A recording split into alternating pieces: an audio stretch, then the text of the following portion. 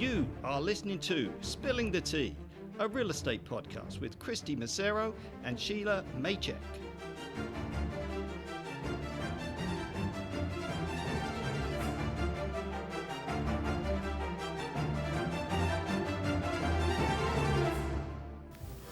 Hi, everyone. Welcome to Spilling the Tea, a real estate podcast with myself, Kristy, and my co-host, Shelagh. Today, we have Garry Voigt, the best dressed realtor in the office, and our sassy homeowner guest, Allie. Ooh, yeah. So today's topic is all about spring cleaning, possession day disasters, all the things that we face day to day in real estate. And I want to discuss today all those kinds of topics that really... they're kind of reoccurring all the time. Constantly. Yeah, so everyone has got a friend that's maybe moved in or maybe they've moved into a home themselves and, you know, the status of clean is not that great because everyone has their own definition of what clean really is, right? So we've got some facts for you guys about the cleaning industry. Go ahead. So first, we had Victoria Malley from American Made Sisters in an article saying her cleaning clientele are getting younger and younger. She cleans homes for many young families as they become busier in schedules. They've got hockey practice and lunch dates and kids' play dates and sleepovers. So as they get busier, they decide they cannot keep up with the housekeeping anymore. It's just not doable. And according to the WorkSafe BC, light-duty cleaners, commercial and residential, amount to roughly 28,000 jobs in BC. It's a lot. It's forecasted that the cleaning sector over the next 10 years is expecting to grow by another 12,000 jobs. So that's not a little bit, that's a lot. This is a huge industry. And as real estate professionals, we kind of run into these all the time, and homeowners run into them all the time. And as we know, having a good key handover experience can really make or break it because people, when they're buying, they have don't a lot of expectations. They do. Yeah. And no one looks forward to the day that they're going to hand over a pile of cash, but they really look forward to that moment that you're placing that key in their hand and they're going to turn the door, open up the door. Ah, angels. And the angels are supposed to descend from the sky. Yeah. But Garry, that doesn't happen, does it? It does sometimes. Now, you know what? It happens more times than not now. Yeah, okay, that's really fair. I'm hoping after this podcast is done and people listen to it, maybe it'll happen all the time. That's my goal. That'd be great. It wasn't always that way, but we've changed up our systems in a way that we try to prevent those possession day disasters as much as we can in our power. Yeah. But like you said, it's, you know, But majority of the time it's okay. Yeah. And not all realtors are created equally, and not all homeowners clean to a standard that you think is clean. Like, so Shelagh, have you ever hired a cleaner? No, my poor husband does it for free. What? Oh my God. She actually married her house cleaner. No, I'm just kidding. Would you ever consider hiring a cleaner in the event that you got too bogged down with work? 100%. If the house is cluttered, I can't think. Oh, interesting. Yeah. Okay. And have you ever had to clean a client's house? On more than one occasion. Okay. So this is how, Garry, have you ever had to clean a client's house? Of course. He's shaking his head no. He's like, yes. No, yeah, of course we have. Yeah, we've definitely on more times than once. Let's put it that way. Yeah. Sellers get overwhelmed. And Shelagh, you've moved more than one time in the past couple years that I've known you. What were your possessions like? What were the houses like when you moved in? I have been so fortunate that every house I've moved into has been spotless on move-in day. The dirtiest one, surprisingly, was the brand new build. Even though they had professional cleaners come in, it was just so much construction dust still. Yeah. As soon as you're living in it and you're turning on the ducts, there's just extra layers that come say hello. So my possession day story is horrific. Like, the guy threatened not to complete first. Wow. I had already moved out of my townhouse, so I was now homeless. And he said, I'm not going to sign anything unless you agree just to take the property as is.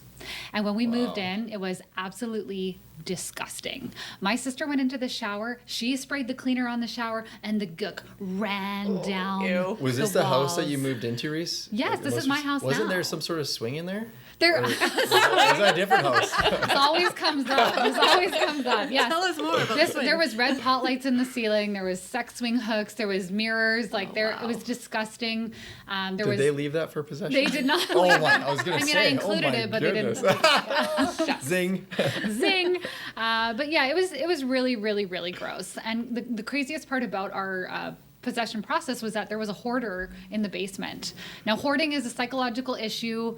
She was a very nice person. She actually packed up all of her stuff and she got out. And the condition of the basement suite was better than the upstairs because her belongings actually protected the walls.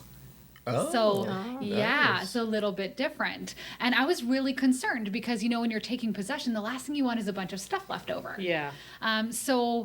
Sheila, have you ever had anything left over by a seller? Yes. So, not personally in my own home. Well, a couple things like a shower brush, but we just tossed it. But for a client, we went in early, we got the keys, and we opened up the cupboards, and there's some really nice plates. Oh, yeah. And I'm like, oh, that's so great. They left these behind. There's some wine glasses too. And then I'm noticing that there's some salad dressing in the fridge and a few other condiments. I'm like, wait a second. Yeah, like it was, so you contact the realtor, and we do a walkthrough before every single one of our possessions. We try to get in there, kind of go through the house first to kind of lay the land, set the expectations. We're finding this whole cupboard that's not packed up. Did they give you the old? Oh, I thought you would want it. I thought you would find that useful. Half a This was the- Caesar salad dressing. Like This was the it's not student- expired yet. Yeah. It was his actual dishes. It was his dishes that he needed. So Yeah. we actually had it. We always have a box in our car. We boxed it up, and the listing agent was so wonderful. And they came by and they actually grabbed the stuff because the guy did need his dishes. He was moving out of town. When would he have noticed that he didn't have his dishes? I don't know when he really needed them. I guess so. So that wasn't intentional though. No, it was a complete accident, and sellers are overwhelmed. Sometimes they can't quite get into things. So, Allie, you're our homeowner. You're our public guest here. Have you ever hired a house cleaner? I hire them a few times a year to do like the big stuff. I'll do the dusting of the baseboards. I don't want to get down there and scrub them, and the blinds. I'm a bit compulsive about cleanliness, maybe. But Maybe. maybe just a little The bit. blinds always get neglected. They do, and that's the first thing I notice when I walk into any house that I'm looking at or touring to purchase is the blinds, because you can tell if they're neglected, it's not good. But I do enjoy cleaning my own house, making sure it's to my standard. So I usually only get them in for the big stuff. So you're a blinds person. When I walk into a bathroom and I look at the ceiling fan, That's another one. that's Yeah. my Yeah. tell. I'm like, oh, this place is not clean. I don't know what it is, but Like it's a the damp dirt. It's the, the moist dirt. How many Yeah. times can I use the word moist is what I want to know on this podcast. I'm going to try to use it every single episode. Counted 2. Yeah. So far today. We get Yeah. a count on the video. Yeah. Yeah. We need Jeremy, we need a moist graphic. Moist graphic. Oh, wow. Well, it was like that blind date show. It was like, how many times does the guy say? Little so-and-so? pop-up And it's video. like, boom, you know, so. That's what we need. I'm going to try to do it every podcast. Mark my words. But yeah, so that's my tell when I go into a home. Do you have a certain item that you look at in a house to gauge its cleanliness? It's the air vents. Okay, air Yeah, like vents. the Ooh, furnace that's another vents. good one. Like Okay. especially the air intakes. Okay, Gary, how about you? Well, it's good. Funny that you said the ceiling fan, and it's funny that you said the blinds and baseboards, because I find when you hire cleaners, they ask what you want them to clean. Right. So it's good if you know what to get cleaned. Yeah. Then they'll get cleaned. So if you hire cleaners, like I hire cleaners, one comes to my place every 2 weeks, and they just do like a light clean. But each time I'll say maybe do the ceiling fan or focus on the cabinets or the molding or whatnot. But back to your question, above the refrigerator. Oh. Yes. So much because you're dust tall. there. and You're you can tall, see. you can see it. So Yeah, Anyone- that is, you'll see a good 1/4 inch of dust up there on a lot of occasions. So. anyone who's not watching this podcast, Gary is 6'3", 6 foot. How tall are you? 6'3". 6'3". Okay, so he's nice and tall, so he can see above your refrigerator. So if you ever invite him over, you make sure you clean that. Yes. Or I can help Him and you. his tall Oh friends. yeah. Yeah. Okay, so things that are left behind. Actually, let's go back to Allie for a second. When you're moving, Do you do the clean? Do you do the deep clean before you move? I do. Yeah. You know, I always do that cost analysis. And for me to spend the money on cleaners versus spending maybe getting some movers in, it's a lot easier to find a few friends to help you mop a floor than it is to move heavy furniture That's a all good point, day. actually. And I don't want to be lugging things around. In a preferred world, I have the rooms cleared out, so I have empty rooms, shut the door once they're clean, and the movers just have a few rooms they have to collect furniture from. It just leaves me a lot more satisfied. Yeah. So, Allie and I are spirit animals together. Our souls are intertwined. That is exactly what I do. I close the door. On cupboards, I will tape across them to make sure that that cupboard, I know it's clean. Doesn't get touched. Does not get Wow. touched. Don't go in. On it. Don't go in here. It's No. closed. You and I feel like we could run the world. Yeah. So I get it. I'm hearing you. I'm feeling you. Gary, I think you moved recently. Did you hire cleaners when you moved? Or I you? did. Yeah. Yes, Okay. and I always do. Although I like Allie's point, it's hard to find people to come help you move because nobody wants to lift anything, especially at this age. You're not calling a friend to blow his back out, right? Yeah. But somebody could come, clean off the counter, help mop the floor, whatever. So I do get cleaners every time because cleaning is a lot of work, It is and a lot. I am no professional cleaner. Okay.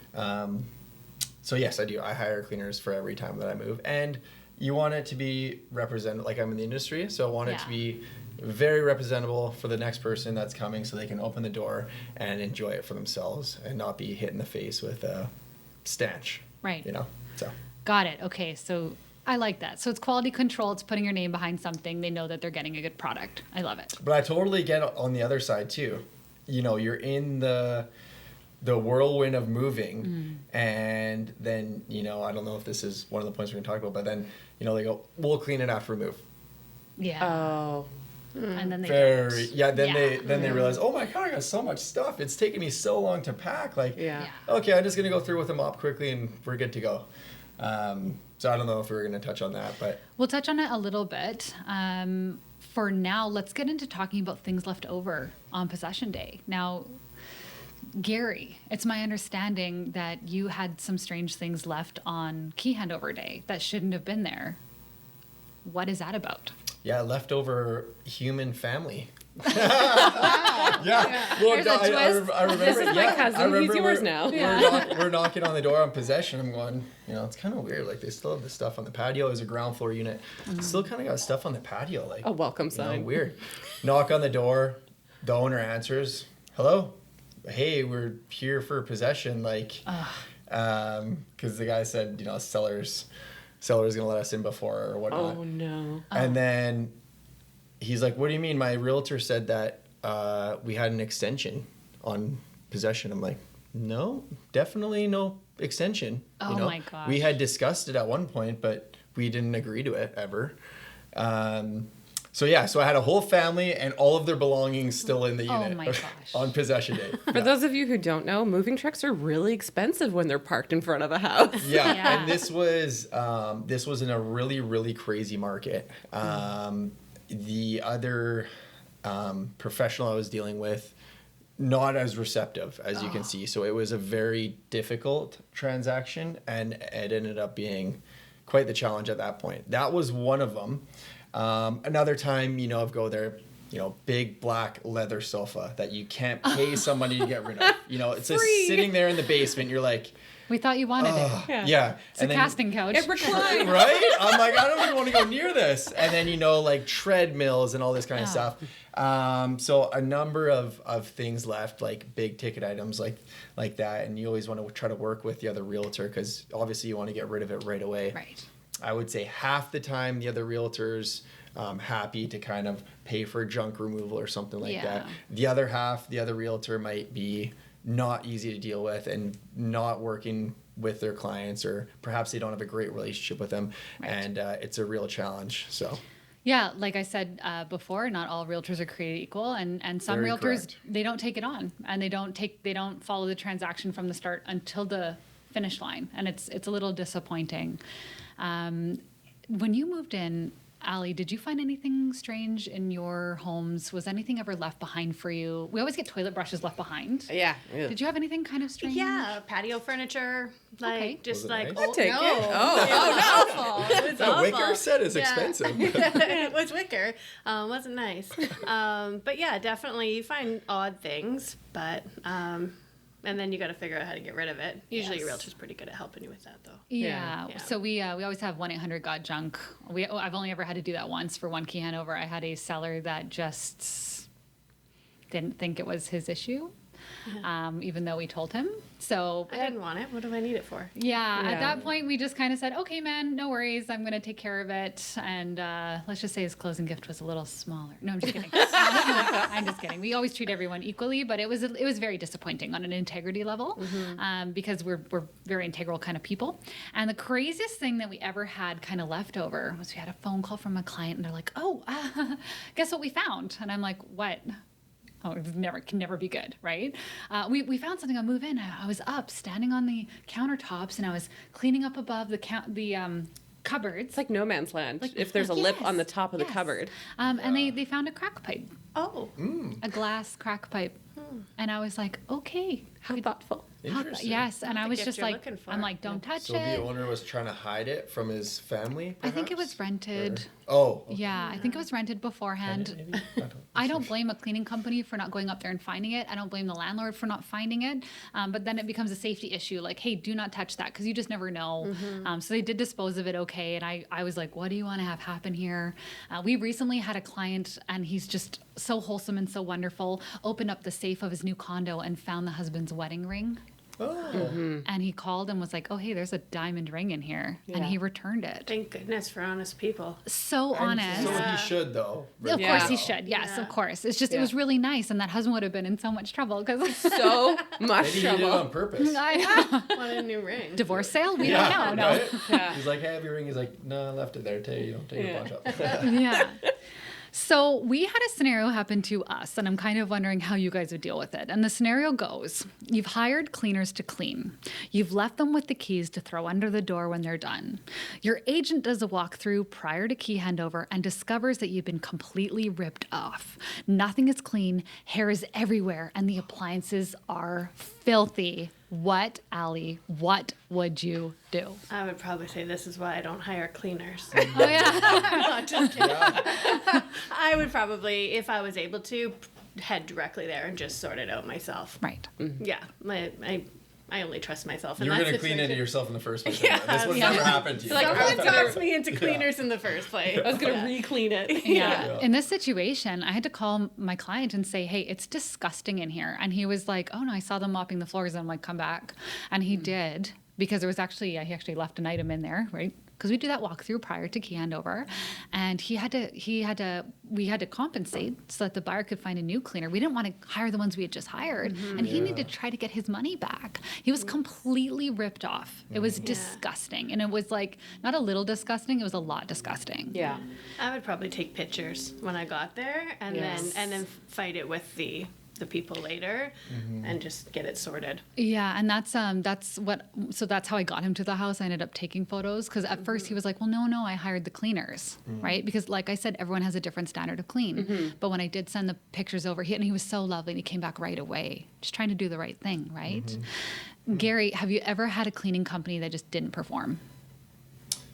That I've hired or like Yeah, client? like a client, like a key possession, and then the new buyers come in and Totally. I've had it on both ends. Okay. And, majority of the time, if it's a cleaner, like we send out our clients, like if they're going to hire a cleaner, like we'll send them a list of 3 or 4 that we've worked with that we know are quite reputable.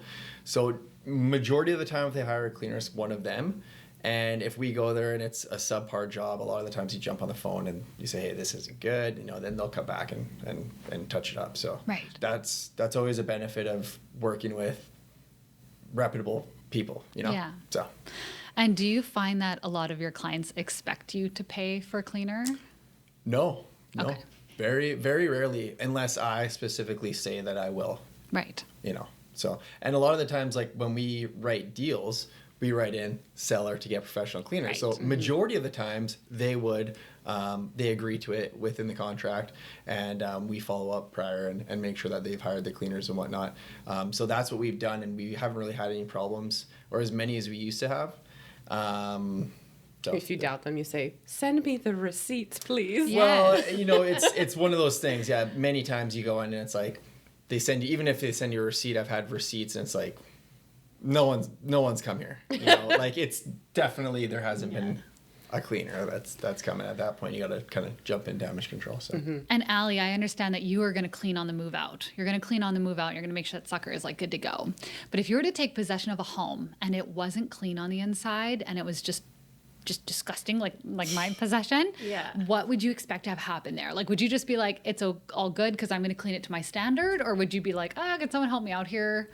I think if it were to your degree, I'd probably hire cleaners to go in and touch it first, so I didn't have to touch the worst of it. The first layer of grime. I just cover Initial the once cost and over. be like, okay, it's fine. Right. But if it's just, needs a deep clean, I'd probably just get my crew together and just power through it. Nice. Yeah. I like it. Yeah. We find sometimes that the place is clean and we have buyers show up and they're like, no, it's not good enough. I that's me.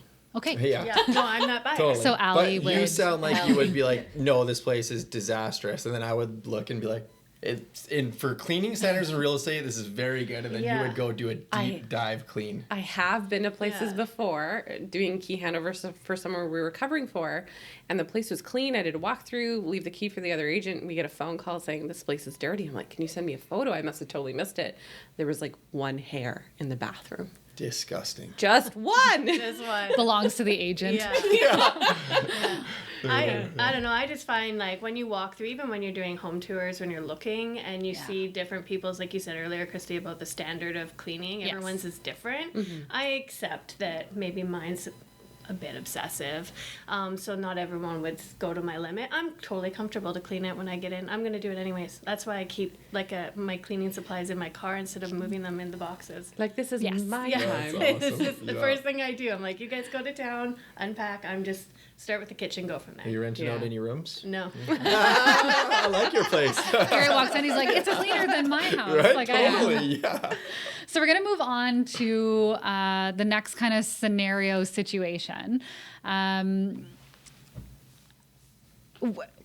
going to go into, so we kind of covered already, we have a topic here where it was, people demanding that things get changed after because they say they move in and the place isn't as clean. So we kind of covered that already. I want to talk more about possession day issues with clients' expectations on possession day. Okay. So we had a situation where, we move into a house and they're expecting something to be in the house, like an inclusion in the house. And it never either existed or it wasn't part of the contract and we generally like to be very, very clear. So, for example, we had a possession where a guy wrote a cash offer and he said that we promised the family we were going to fix the grass. Oh. It was a cash, like we never promised that. It was January. There's no grass to be fixed, And the agent did not protect his client anywhere in the client saying that we would fix the grass. Like it wasn't even a topic that ever came up. And, the guy was like, you promised this, you said this, you're not someone who's ethical and of your word, which is a huge, that really hurts me because Trigger. I was like, lose my number. You know what I mean? Which sucks because we try to work together with professionals, but it was so out of nowhere. It was insane. And just to clarify, it's not like, oh, the whole yard back here is terrible. I'm pretty sure it was like a patch. It was a patch. A patch of grass. Because the family removed a memorial tree. Oh. Yeah, which they were told. We told them that we were going to do. Yeah. Okay, but we never said we were going to fix up the grass or anything. And I was like, do you want me to drop off some seed? Like I didn't know. I was trying to offer solutions, but the guy was just looking for a fight. I can whip by Home Depot in 10 Well, you minutes, get sir. one of those little turf things and just go. throw her on there. We were already fixing things. We had ordered parts for a toilet that broke. Like we were doing everything that we possibly could have. We had cleaners, everything. It was such a good transaction. And this person just utterly and completely ruined it. Now, when that happens, I never know if it's coming from the agent or if it's coming from the client. I don't know. So I try to treat it really well as long as the conversation remains respectful. Okay. So Garry and I, had a situation where I had a buyer in on possession day, and it was Gary's listing. And it just seemed like he was very upset that there weren't any screens in the house. And I looked around and I'm saying, okay, well, there's some screens on some of the places around here.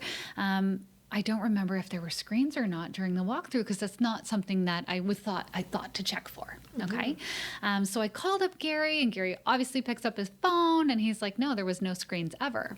So I had to relay to the client, hey, listen, you're accepting the property the way that you viewed it. Okay, because that's very important to get the property the way that you viewed. And I called Garry. Garry said they never existed. The limit does not exist. It did not exist. And the client was very, very mad. And he wasn't mad at me, to my face anyway. But he was mad at Garry. He was so mad at Garry. He thinks Gary's like pulling a quick one on him. And there was no conflict there, but there was a conflict created. It was very, very strange because we're both very, like, that's why we like to work together. We're very ethical and aligned. So my question for you, Allie, if you showed up to a house and something was missing, like say you viewed a home and there was a fire bowl out in the backyard and there's, one of those propane fire bowls, and you thought that was staying with the house and it wasn't, or whatever, and now it's gone. And you asked about it, would you expect somebody to pay for a new one? Would you expect that they bring it back? Would you? No. I mean, if it's not listed as an inclusion, I would expect that it's not included. So if I said specifically I wanted that out the back, then I would expect it. But I would be similar to like a hot tub, right? Like, is it included? Is it not? If they don't say it's included, I don't think I would be able to expect it to be.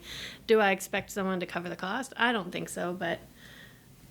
Yeah. So then what if it was a light fixture, like a dining room light fixture? It's screwed in. It's technically supposed to stay in the contract. And say when you get there, it's not that crystal chandelier anymore. No, it is like a London Drugs, Do they sell lights? $109, I don't know, $109 light.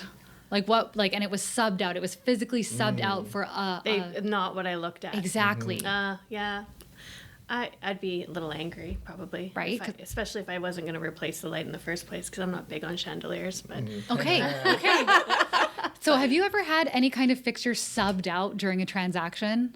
Not that I'm aware of, but that's a really good point, because the amount of people that do ask me if light fixtures are included or they're plan on removing them is kind of surprising. A lot of people, or I shouldn't say a lot, but some people think that, light fixtures aren't included when in fact they are. So one thing that I've thought of that. Right? As I know. a homeowner, But I I mean, would not everybody have- thinks of different things, Yeah. One thing that does come up, though, is those fireplaces in the condos or townhouses. Those mobile ones? Yes. Oh. They're But plugged they in. look like they're built in. But they're not. So I have had that. And of course, it was a little bit of an argument because it wasn't included in the contract. So the sellers took it. Buyers assumed it was included. So, it was a little bit of tension there. But at the end of the day, it wasn't attached and they didn't include it in the contract. But, it kind of teaches you to be a little bit more vocal about some of those things that may be, not light fixtures, but like, I think light fixtures it should be a known, but like a fire pit or a hot tub, fireplace, something that you might think's attached, but that's why it's always so important to keep that level of communication up, because unless Allie had said like, oh hey, is that that fireplace is awesome, look forward to getting it, or can't wait to hang my stockings or on me it, as like, the come or me Christmas. as the realtor, like, hey, just so you know, that's not included unless we list it. Like, if you see anything that's maybe not attached, or you're wondering if it is, let me know. So that's why it's important to have that, open discussion kind of while we're going through places. Yeah. Good So- to have a good realtor. Yes. Yeah. That helps as well, right? There's Little actually plug there, right? Yeah. there's a section in the contract that says like basically if it's not in writing, we can't enforce it. Yeah. Right. So I guess that's just all about asking the right questions, knowing what's important to your client, and of course, as a buyer, if there's something that you really love, to vocalize it to your agent. We always say to people, look through the photos. Is there anything that you think is included that we need to ask about? I absolutely must have that teeny tiny bathroom shelf over the toilet in the master. And then it becomes like a thing. Yeah. Well, it should be included. Yeah. Maybe. Maybe not. Yeah. Is it hanging? It's a good conversation to have. Do you ever? I've had lots of friends or people I know, homeowners, that go and like circumvent the realtors too, to like make side deals about, oh, you want that couch, Yeah. you want that table, and then I have also had and that. then I've heard it go sideways though too, because they shouldn't be dealing directly homeowner to homeowner. That's the whole point of the realtors. And I'm always like, why did you do that? Why? That's a really good point, and I try to avoid it at all costs. Yeah. And and it's come to the point where I'm in the middle of it, and it's like they're talking about a ladder for like $25. Yeah. It's like, hey, do you want to ask them if they want this ladder? I'm like, okay, free.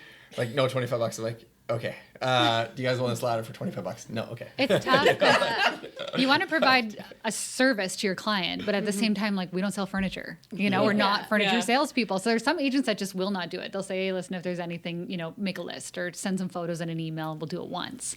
But I always tell everybody, like if you bump into the neighbor in the hallway, especially like, or townhouse or whatever units, that if you ever bump into the homeowner, if you're driving by and you see them, don't make any side deals because I can't do anything about it. So That's a good point. It does happen. It does a lot. happen. I've heard so many people say it, and I'm like, oh, it just. Are they all mind-boggling. horror stories?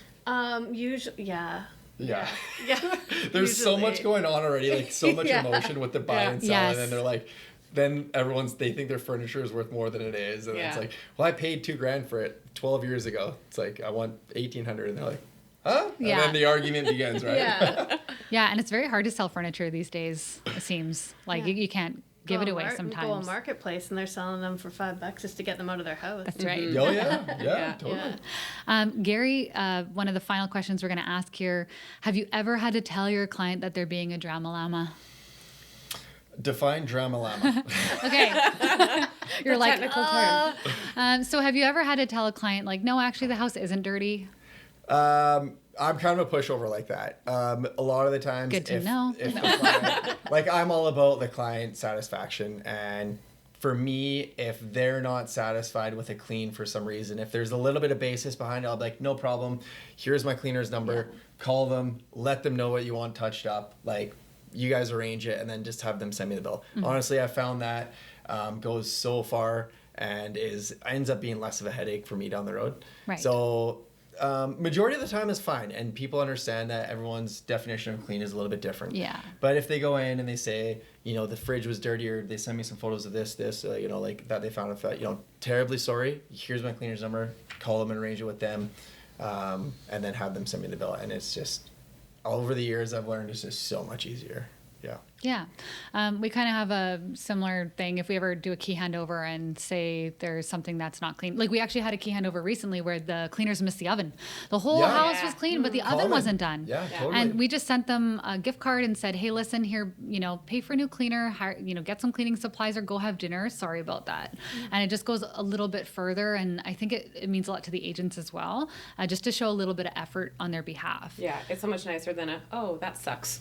Like Here's how to turn on the self-clean. because sometimes on the other end we get that response like, Yes. oh, too bad, and so we never want that to happen to us. So No. it's just you treat others how you want to be treated on key handover. And I think that's really the theme of the night. So you just treat others how you want to be treated, be proud of the product that you're handing over, ask lots of questions, be a wicked homeowner like Allie, and you clean that sucker. No, I'm just kidding. I'm impressed. Yeah, it's the dream. It might be a bit much. No, we go home and clean. yeah. We love it. I'll just make sure I clean my blinds before you come over. I promise I won't lie. And you and Gary for the fridge because he's so tall. Yes, please make sure I can eat off it. Thank Yeah. you. So we all just exercise a little bit of care. We do a walkthrough prior to key handover. We can just eliminate those kinds of problems, and that's kind of what we would love the industry standard to be. That the agent has to show up, take pride in their work, take pride in their client. So we're hoping that will be what happens in the future. Going forward. Going forward. So that's all the tea spilling today, everyone. We hope that you guys learned something, our audience, and we look forward to next time. So we'll just cheers to end, and thank you so much for coming. We Thank you for really having us. appreciate it. Cheers. Put your Cheers. pinky up for that. Yeah. Thank you for listening to Spilling the Tea, a real estate podcast with Kristy Massero and Shelagh Maycheck.